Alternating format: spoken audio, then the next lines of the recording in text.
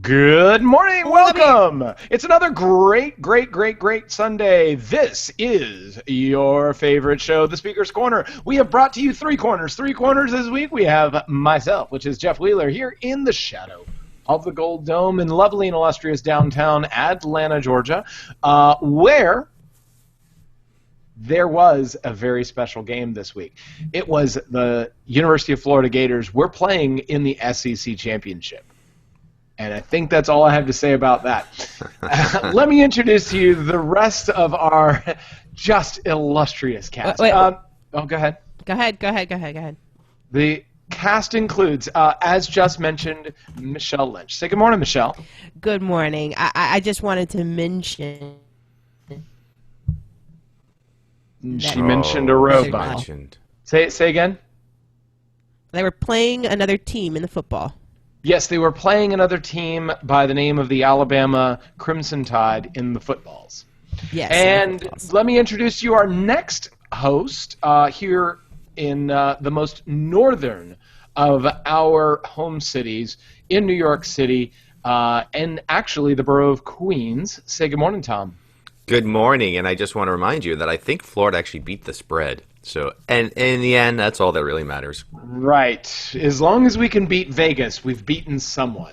And that's really where Pyrrhic victories. Pyrrhic victories. Pyrrhic. I don't know what that means. We'll put it in the vocab for the notes below.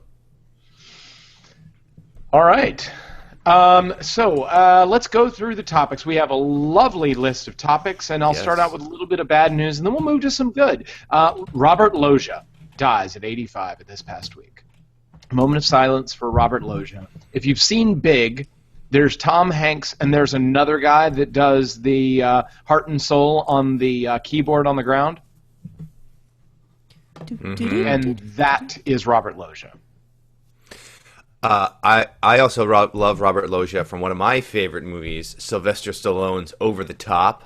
Oh, where he played yes. the father-in-law to he was the father of Sylvester Stallone's late wife. Awesome movie. Kenny Loggins rocking it with "Meet Me Out There Across the Sky." This is the new beginning for love, for you and I. And that's for you, Robert. You didn't sing that song, but I always think of it when I think of you. That's right. And the show just crashed right there. Sorry. I don't know anything about what you're talking about. That's because it's completely lost on me. Pew! Not cool enough. But speaking of something that was cool this past week, NBC decided to have their own live adaptation of The Wiz. Everybody loves The Wiz, right, Tom? You're from New York. Everybody loves The Wiz. Get on. Oh, nobody beats The Wiz. Ease on down the road. Come on and ease on down the road. It's really quite epic with the echoes that are going on there, Michelle. I'm like getting a double reverb going on. It's kind of fun. It's what happens when you do live television like this. That's correct. So there were 11 million viewers for The Wiz. That is a strong show. 11 million viewers. Did anyone here in the show watch The Wiz? I don't have cable. I was actually out. It's on NBC! That's my always excuse, though. I don't have cable. That's a failed answer. I was actually dancing. I'm taking dance lessons, and so that was Thursday night, right? Probably, yeah. Yeah, I think it was Thursday night, and so I was not home. Well, I will tell you that... Did you watch it? No. Okay. No, but the internet is all aglow. The internet is... I did watch a YouTube about it afterwards, and the internet is all aglow with The Wiz being racist because NBC decided to cast all characters as African Americans. And really, this just proves... Are you serious, internet? Are you really serious right now? I can't even. Do they even know what the show is about? Do they even understand what the point of The Wiz is?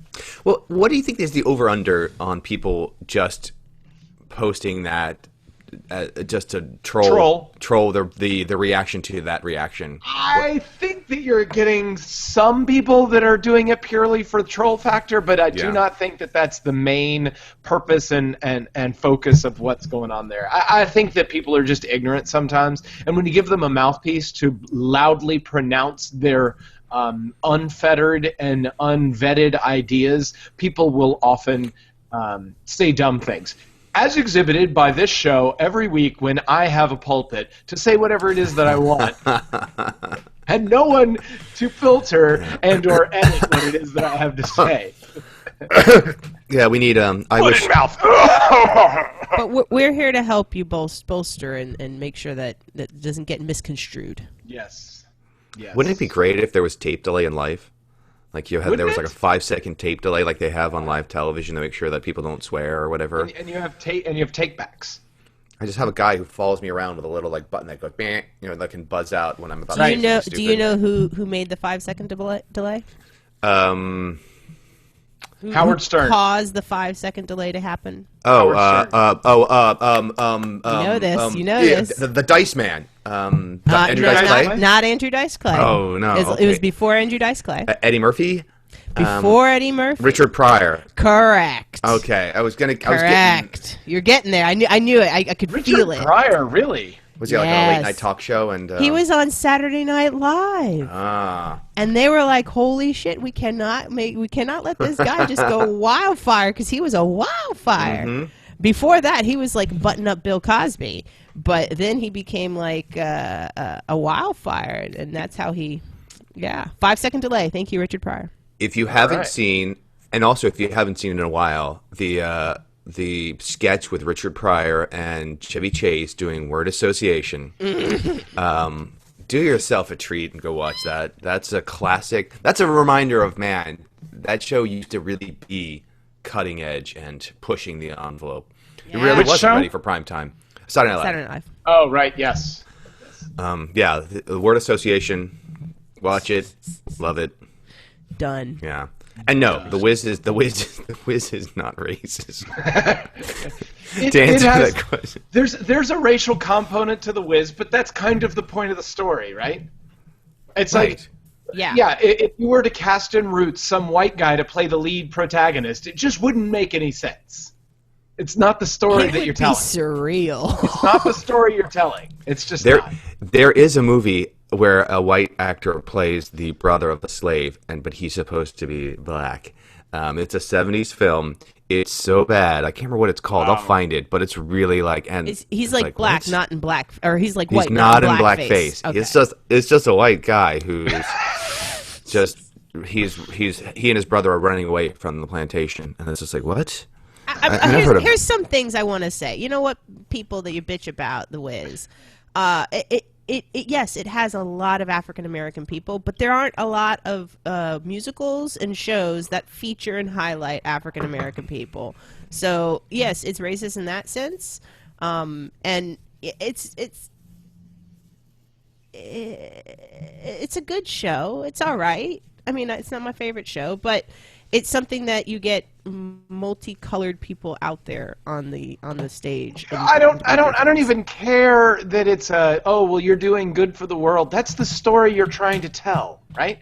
That's the point of storytelling on either Broadway shows or television shows or whatever. There's a story you're trying to tell, and sometimes part of that story is the central casting, right? The central casting has this visual concept of what somebody is, and that's what they're playing off of. That's what they're utilizing as part of the story that they're telling. Hold on, I got a question. Have you all seen this show? I've never seen The Wiz. I've never seen the whole thing. I just have seen bits. You guys. No, I clearly said I don't.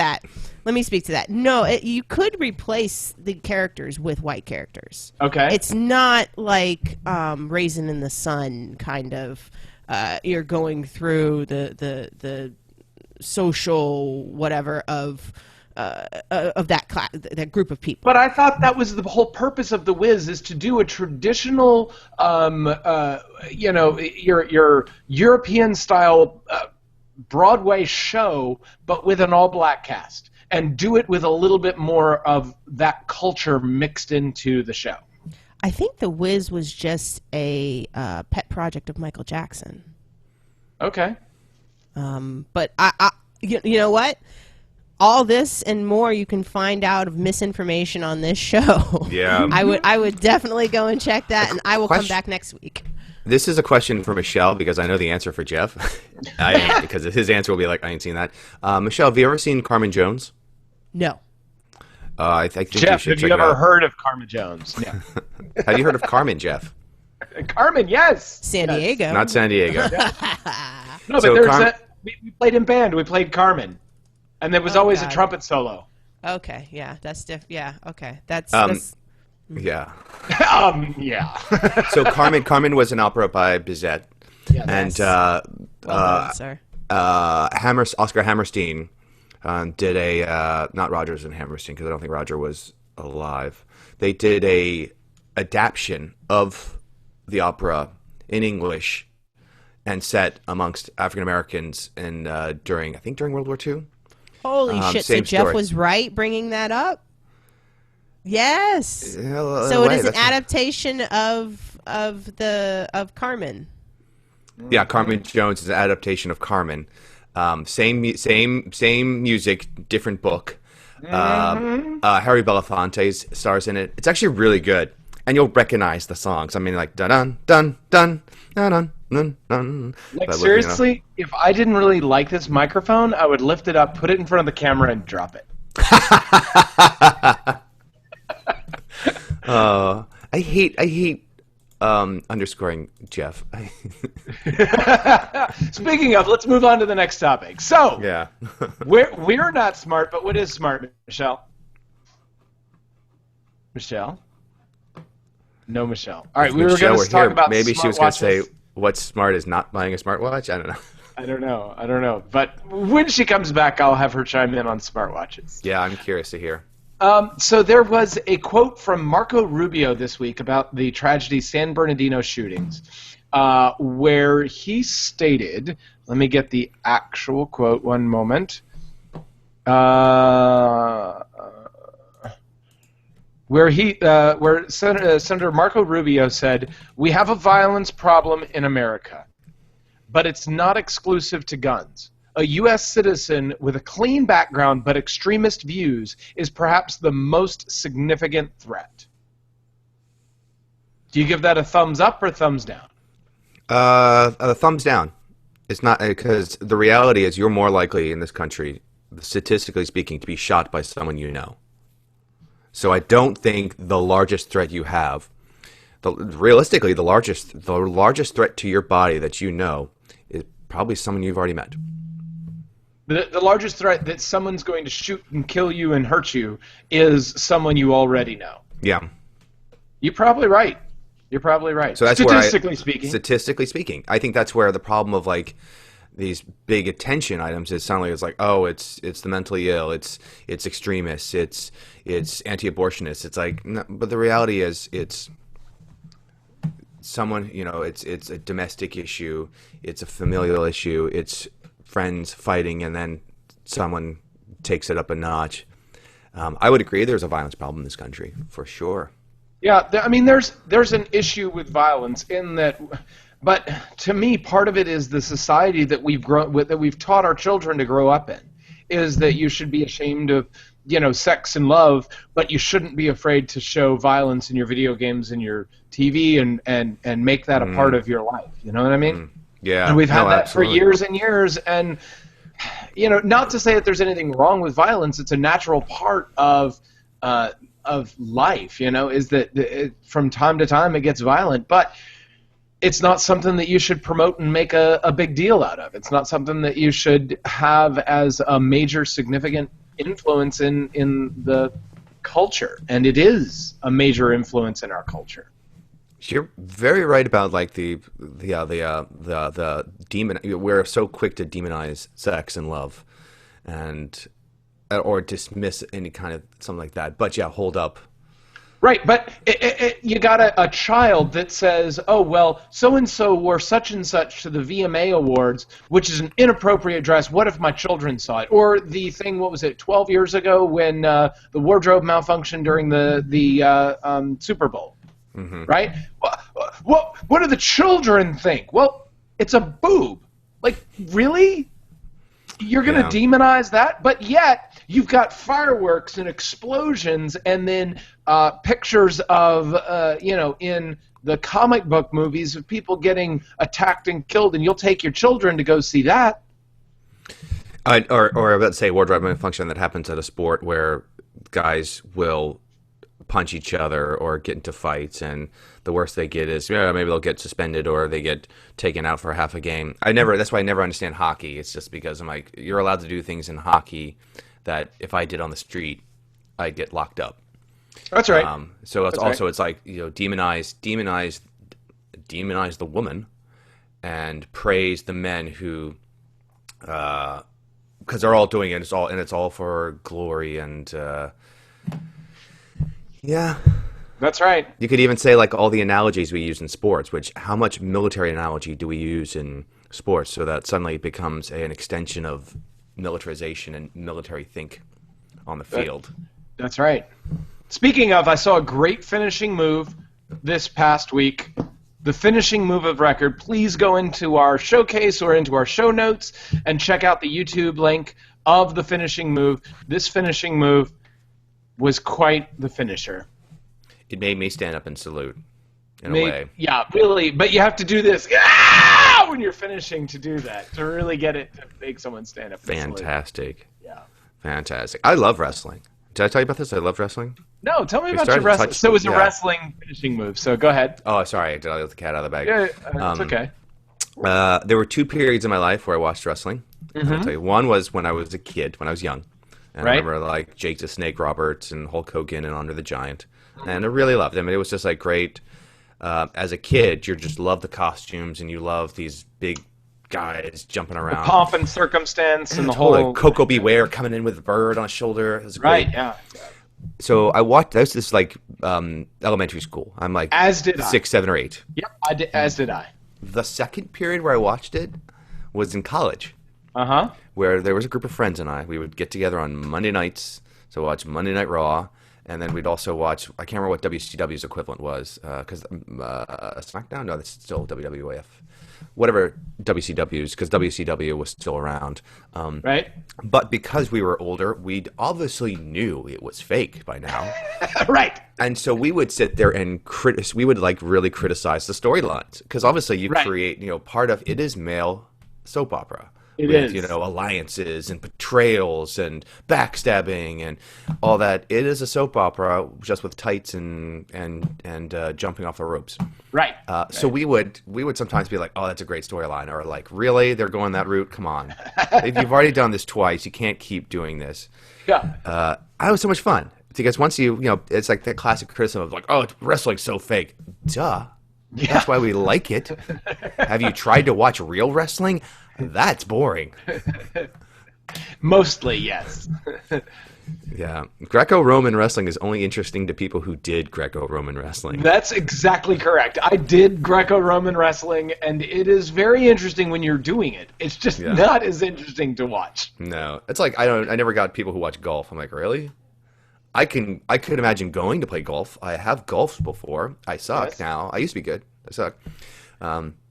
But the other thing is if in real life, watching golf is quite interesting.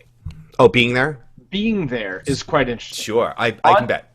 And because you have such proximity to the people that are on television and doing all of this stuff fantastically, blah, blah, blah, blah, blah, you're literally 4 or 5 feet from the person at their tee shot, which is wonderful and magical in sport, because there's no other place in sport that you get that close to somebody when they're about and prepare and think about and pay attention to the thing they're about to do and get paid millions of dollars to do it. So it's kind of special when you get to do that. This is true of like all... Oh, go ahead. On the flip side, it's not the same when you're watching it on TV. It just kind of seems like it trudges on. Yeah, there's a little bit of a storyline that's going on there, but it's just not as magical. I can totally concur, and I'll actually say the same thing for two sports that I enjoy going to see live, but not really on television so much as hockey. Hockey, which I was just damning a few moments ago, is great live. It is. Because it sounds different. You can smell the cold in the air for some reason. It's you can hear the board checks and everything. And also it's a lot easier to follow and see what's going on. Also baseball. I know a lot of people I just lost Jeff. Am I alone? Or am I the only one who's not on? Oh no. I can hear you. Can you hear me? So Jeff froze. I was worried that I was the only one frozen and that I was just talking to no one. Okay, no worries. I'm here. Similarly, baseball is so great because of the colors and the lights and the smells and the guy walking through hawking hot dogs. There's so much going on that makes Is that atmosphere different than football? No. But I will. Maybe it's because I'm so familiar with football. I will watch football on the television and enjoy it. Perhaps it's that you recall those kind of atmospheres when you're watching it on television. Sure. So you're right. Like having the experience at least once will probably endear you more to the sport. And knowing the history of it will certainly do some. Yeah. That's why we keep Michelle around. She's the one who is able to summarize what we're trying to say but can't say. That's right. Or I just jumped in there. I'm glad to have you back there, Jeff. Yeah, I got frozen. The internet's is no fun. So we're so glad to have you back because the next topic is mine. No, it's Michelle's. We're jumping back. That's right. Yeah. Oh, you know what? I'm going to actually jump further back for you guys if I can actually try and do my odd video here too. I wanted to mention something back about the Wiz. It was right after the blaxploitation period. I was reading up some more about that, and yeah. It's supposed to show the plight of the world, the black world difference between the black and white world and the Wizard of Oz. I think it fails miserably to do that, by the way. I think it's a terrible I don't like it. I don't like the I just wanted to mention that. I don't like it. So I might be biased. That's all I wanted to say about that. Now, on to other things I might be biased about. I have a new thing. New thingy. Yes, I got a smart watch. It's not a dumb watch. It's a smart watch. It does things. Ooh, look at that. And it connects to my phone. I think you have it upside down. I think you have it upside down. Oh, for sure I do because I can't quite do this. Oh, okay. Got it. But let me show you. I can. If you were here, maybe I can hand. No, I can't hand it to you. I can't. So here, God damn, I hate this thing. So I have this smartwatch, and Motorola 360. It's a Moto 360. I'm about to send this back. I have it for about 2 weeks before I have to send it back, but I'm getting used to the idea of having a watch again, which is lovely. Having a watch to tell time and look down, tell time is excellent. The thing with this particular watch, though, is unlike my phone, it requires 2 hands to operate. How in the fuck does it require 2 hands? Right. Explain. There is one hand holding the watch, doing absolutely nothing. Yes, true story. And then there's another hand that's doing the thing. I can't drive like this. Oh. I can't. I mean, it's good for a city person, maybe. I can't give my watch over or even move it. I can't do it with one hand. It's impossible to do it with one hand. So maybe you need to create a smart pocket watch. That's it. I think pocket watches are coming back. Oh, God. Oh, the hipsters are going to love that. I know. The eye pocket. Oh, yeah, I got an eye pocket. Check it out. I am going to, and you know what? Someone's going to jump on this too, but I'm going to make a pocket watch cozy somehow so you can take these watches and put them into the pocket watch because that's the only way for me it makes sense because then I can only have to use one hand. So let's challenge that for just 1 second here, Michelle. So if you were to be able to interact with that watch the same way you do with your Motorola phone via voice, have all commands given via voice, right? Then you hold it with one hand. You can actually hold something in that hand while you're using it for your watch, right? And so you can hold a bag, be able to look at your watch and say, what time is it? and it shows you what time it is, which is not very useful. But you say, read your, or, what was my last text message? Then it's able to do that. You can both hold 2 bags of groceries, one in each hand, and find out who it was that just texted you. That's all you can find out. You're not going to find out what that text message said, unless you're going to do the nose thing if you want to with the 2 bags in your hand. But the point is that if you could control it with your voice, right? If you could, absolutely. If I could have a hologram coming out of it, it would be even better. If I can control it with just my fingers on the edge here without my voice, it would be cool too. But the problem is that this voice recognition is crappy. Okay. Our voice recognition technology generally in the world is also crappy. Why? It's not as bad as you'd think. It's getting better and better. I have to disagree. I have to disagree because we look at it for my company. We look to see voice recognition technology. It's not as smart as you want it to be, especially with words. No, it's not as smart as you want. Especially with words that are out of the ordinary. Like if you're going to do something in the medical setting or where it's not like, show me my whatever watch. That's a very simple word.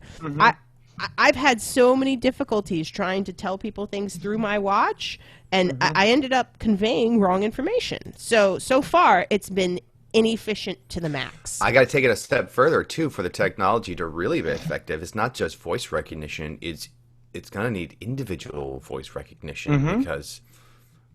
Not just individual voice, but individual gesture and individual voice. Because it needs to learn you, otherwise it's going to be like Jeff suddenly starts talking, your phone's like, wait, what? Huh? And it's like, no, I didn't say that, Jeff said that.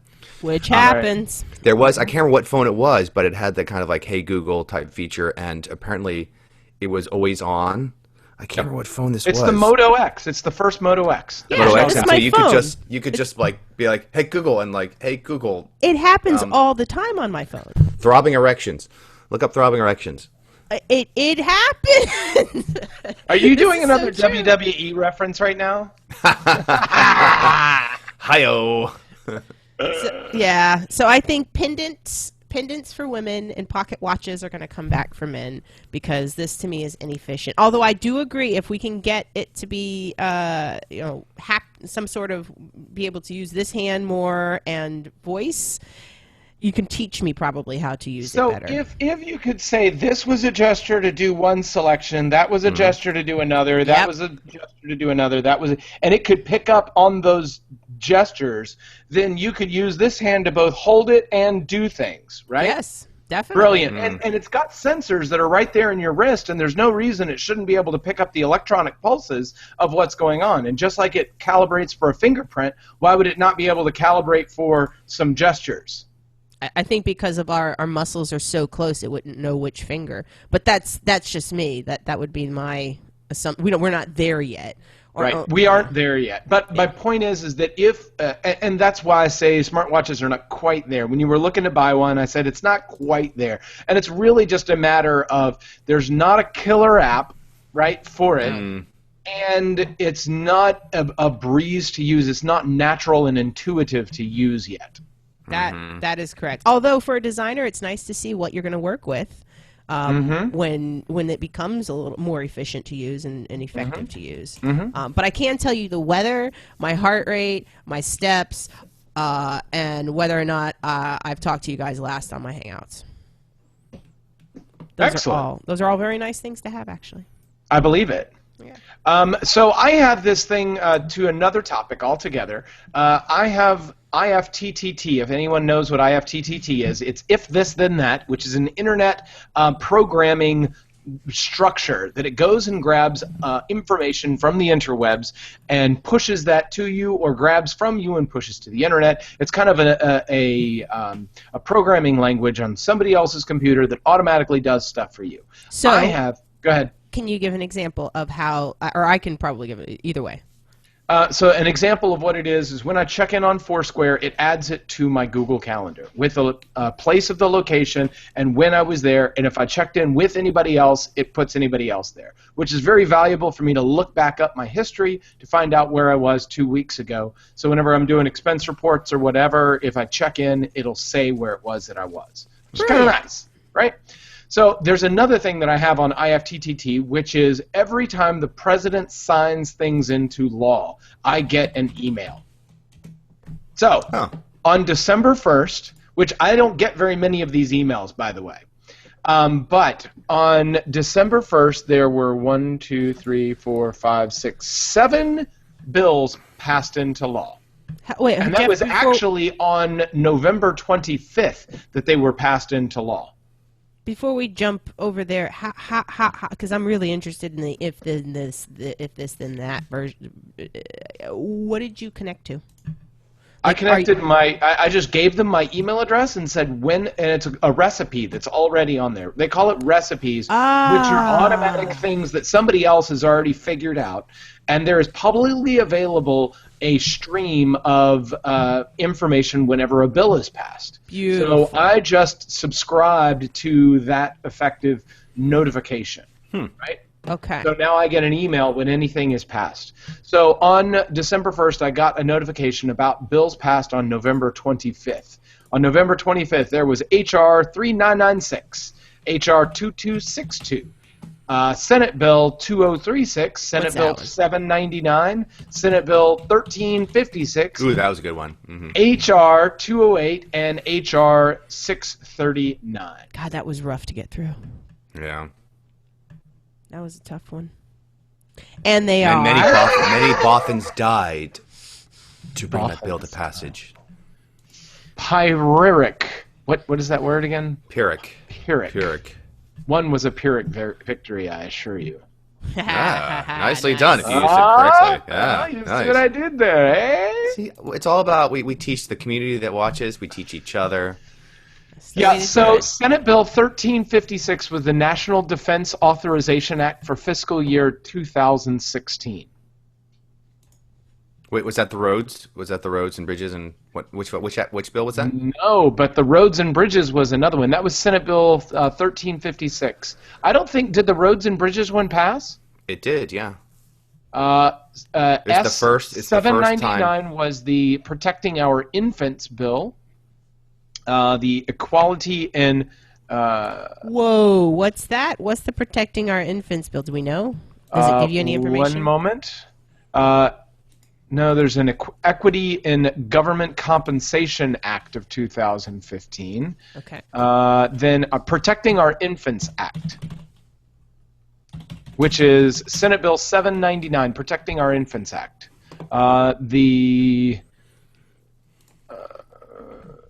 This measure has not been amended. Requires the Department of Health and Human Services to review its activities related to parental opioid use, including neonatal abstinence syndrome, and developing a strategy to address gaps in research and gaps and overlap in programs. An opioid is a drug with effects similar to opium, which has heroin or certain pain medication. Section 3 is must conduct a study and develop recommendations for preventing and treating prenatal opioid use disorders. Yes, this is about children that are being born with withdrawal syndromes. Mm-hmm. Got it. Okay. Is it just withdrawal symptoms? Yeah, the neonatal abstinence syndrome is withdrawal in a newborn. So it's checking for the parents. They're trying to get ahead of the withdrawal in newborns happening. So they've issued some law to check them for heroin use and opioid uses. H.R. 3996 was the Surface Transportation Extension Act of 2015, Part 2, sponsored by Bill Schuster. Okay.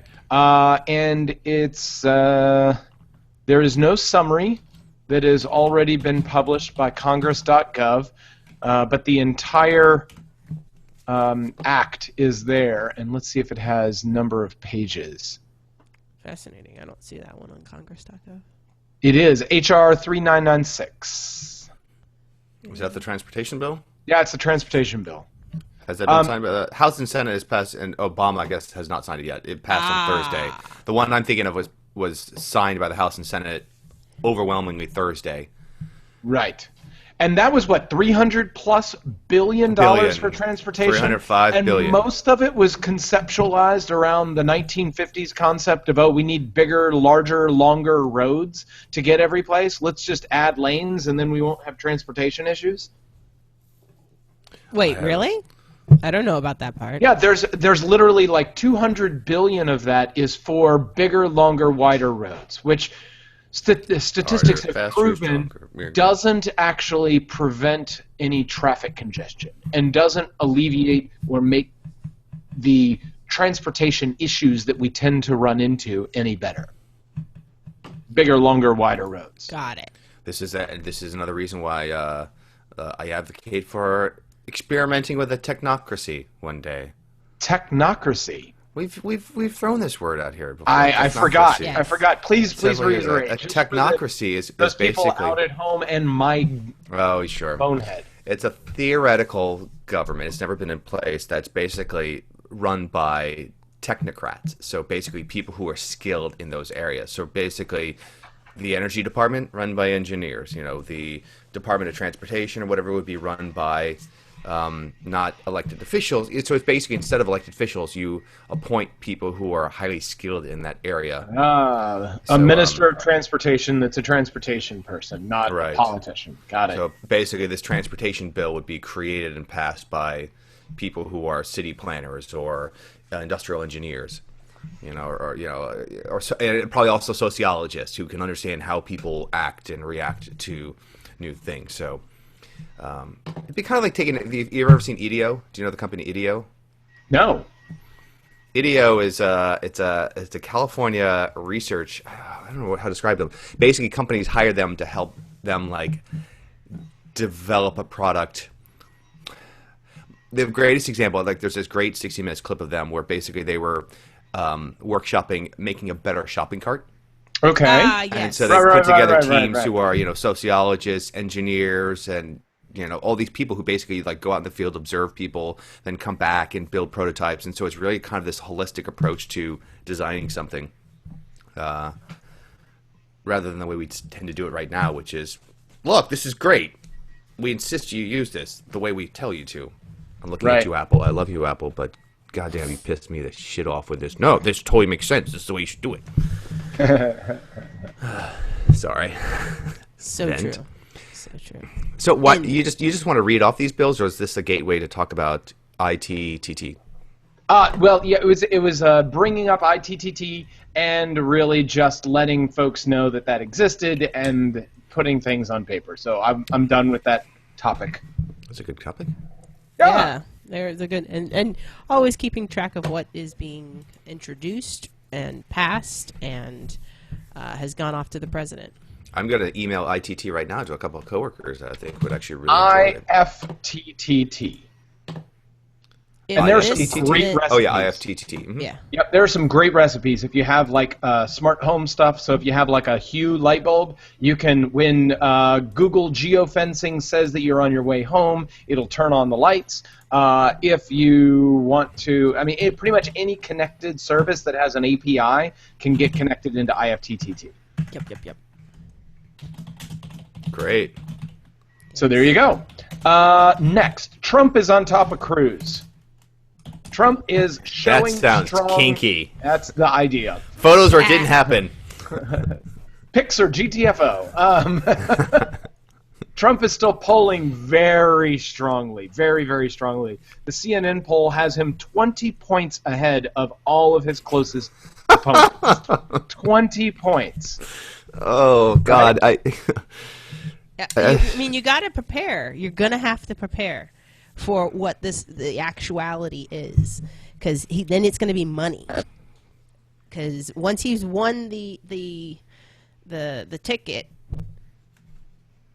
it's just going to be a matter of money. I'm going to say I'm glad that Bush has been dropping and dropping. Not a Bush fan. Yeah. Not a Bush also, fan. It's a double-edged. The good thing about him dropping and dropping is eventually, what does Bush have that a lot of that the other candidates don't? Backing of all the other politicians? Experience? Money? What? Lots of money. The super PAC associated with him has a huge chest. So I actually read a article of like saying, look, take one for the team, pull a John Kasich, and just go all out on Trump. Yeah, you're basically saying, look, you're going to lose, you're not going to win. Just take one for the team and take him out. Right. Oh, so he could go down in a blaze of glory, but also take Trump with him. Right. And that would be the best use of his monies, was to take Trump down. That was the suggestion of this editorial I read. That Well, but then like who would a liberal? That's who would come back? No, it's a party. It's not a liberal. Because the concern is, if Trump gets the nomination, we're looking at Barry Goldwater all over again. You have people at the local offices, like senators. Not local offices. You have senators who are up for a re-election, really concerned that you're going to see, was it 64 for Barry Goldwater, all over again, which they basically got thrashed, lost House and Senate seats all over the place because of their presidential candidate was such a right-wing, scary guy. Yeah, I think it's so that's where I think it's not necessarily a liberal, but it might be a. You've got people openly in on the Hill saying, "I'm worried about not open maybe or not like saying their name clearly, but saying I'm worried if he gets the nomination because that's going to be a threat to me because you're going to have a lot more people showing up, a lot of antipathy towards the GOP." Right, and establishment candidates. They would have a lot of madness towards the establishment candidates. So the other. People that are and where they are is Cruz is right behind and Ben Carson's still up there but has been dropping significantly, and then Rubio has had a fairly strong rise as well on the backs of many of the smaller candidates. Not a fan, Michelle? Are you kidding? What? I felt your eye roll from here. It was great. You don't like Ted Cruz? No, Rubio. Oh, you don't like Rubio? No. Why not? He just doesn't do anything. He has not done anything that is outside of business interests. Oh, he's going to look something up. No, I'm not looking something up. Sorry, no. I'm like, actually, Michelle, no, that's not one of those things. I like Rubio. Why? There's no good reason for it, but I like him. Okay. That's like that person who's like the design that looks at my design and is like, I don't like it. But why? I don't know. I just don't like it. That's right. There's no words I can really give you here, but I don't like it. Got it. Okay. I am also sad that Carly Fiorina is not polling as well anymore. I enjoyed Carly Fiorina as an important candidate. How's Randy Boy doing? Randy Kasich? Randy Paul. Oh, Rand Paul. At the bottom, just hanging out. Just hanging out. Same place he's been hanging out for a very long time. Ah. 2-3%. Okay. Barely relevant, really, is where he's hanging out. Which is that's a surprising thing for as I said, an election with outside candidates. The guy who was supposedly likes to put himself as being like the outsider who's on the inside is doing so poorly. Yep. But he's truly an insider. I mean, that's what he's done, is he's done politics. Mm-hmm. That's his life, All right, so let's move on to the next topic. This one's a quick one. Game of Thrones, if there is anyone here that is a fan, there has been a new trailer released. If you are not caught up, please do not watch this trailer. But if you are caught up, it is another brief Season 6 trailer that has been released. And that's it. That's all I've got on that I've topic. never seen an episode. Game of Thrones is good if you don't mind sex and violence. I like sex. Mm-hmm. I do too. It's good. And they do stunning visuals. The cinematography is excellent. Absolutely excellent. Winter is coming. That's correct. And a few catchphrases. But all major protagonists will die. It's just kind of the nature of the show. There's wolves. There are wolves. Okay, any other shows you wanted to speak about? Yeah. And this was, I put this in the docket. Michelle was scared that this was my asshat or things that pissed me off, but it's not. It's a great thing. So there was a Kickstarter campaign to bring back new episodes of one of my favorite shows from middle school and beyond. Mystery Science Theater 3000, The Misty. Hugely successful campaign. It's going to be launching new episodes come, I believe, this summer. And, Joel Hodgson is behind the helm of it, but he won't be on the show. His role, or the role of him as the human, because there was also Mike Nelson was also the human, is going to be Jonah Ray, who you may know from the Nerdist podcast. Also, who you might know, who's going to be playing, there's going to be two people, the evil henchman, Dr. Frank is no longer there. Dr. Forrester and then Frank. So Dr. Forrester is going to be, his daughter will be playing it. I put it in quotation marks because it's Felicia Day playing Dr. Forrester's daughter. And Patton Oswalt will be taking over the Frank character. Oh, that's so very excited. I think it's a great casting. Oh my god! And it's just exciting to see what's going to happen. If you watch Mystery Science Theater, or if you watched the not Riff Tracks, but what was their live show that they took on the road? It's not Riff Tracks. Or is it Revenge of the Movie? I can't remember. All right, maybe it's Riff Tracks. I thought they had a different name. Anyway, good fun. Very excited. Good fun. And also, this is one of those illegitimate. I always kind of chagrin with when an established product starts a Kickstarter campaign. Right. I'm looking at you, Zach. What's Zach his name? Galifianakis? No. Who's the guy from Scrubs? Zach Braff. Zach Braff. I'm looking at you, Zach Braff, and your Kickstarter campaign to fund your second movie. I'm looking at you, Oddfellows, and your Kickstarter campaign to fund your product that's been out there for years. Yeah. Kickstarter should be for people who are having trouble getting money, not people who just don't want to bother knocking on doors anymore. Yeah. Or create hype around their product, which is I think what they're where a trying lot of to these establishment people trying to Was it pretend Veronica they're grassroots. Mars? Wasn't there a campaign for Veronica Mars too?